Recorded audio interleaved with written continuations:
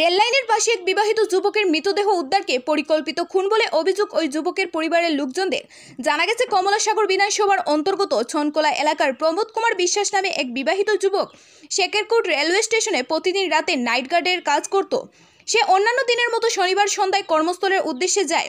শনিবার গভীর রাতে প্রমোদ কুমার বিশ্বাসের বাড়িতে খবর আসে যে রেল লাইনের পাশে তার মৃতদেহ পাওয়া গেছে। সেই খবর পাওয়া মাত্রই তার পরিবারের লোকজন সহ স্থানীয় এলাকাবাসীরা ঘটনাস্থলে ছুটে যায় এবং খবর দেওয়া হয় আমতলী থানার পুলিশকে।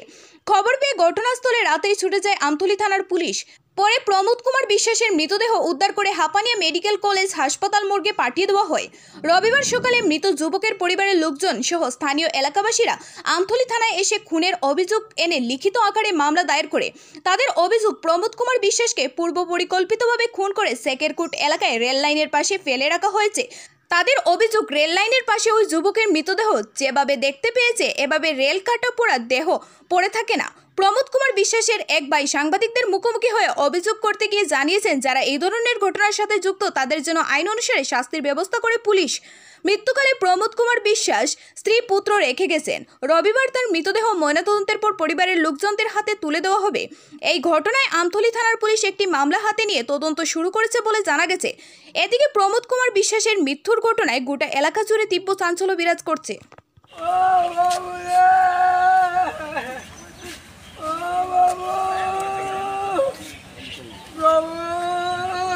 কিতে হয়েছিল দাদা ঘটনাটা?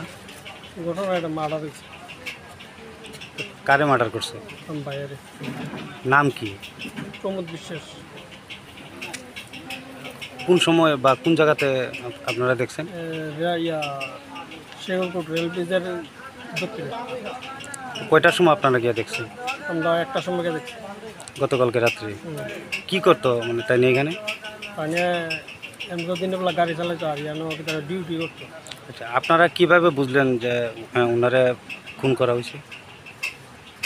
খুন করা হয়েছে যে অবস্থা গিয়া পাইছি আমরা, এই অবস্থাতে বুঝছি আমরা খুন করা হয়েছি। মানে কারা এই ধরনের ঘটনা করতে পারে ধারণা আছে এই বিষয়ে? বিষয়টা নিয়ে থানাতে মামলা করছে?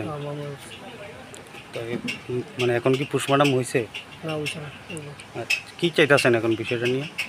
আসামি যাতে ধরো মানে যেটা নিয়ে মানে খুন হয়েছে কইতেছেন, মানে উনি কি বিয়ে শাদী করছিল? কোন জায়গাতে বাড়ি ওনার? শেকেরকোট ছনকলা। আচ্ছা আচ্ছা, আপনার নাম কি? প্রণব বিশ্বাস।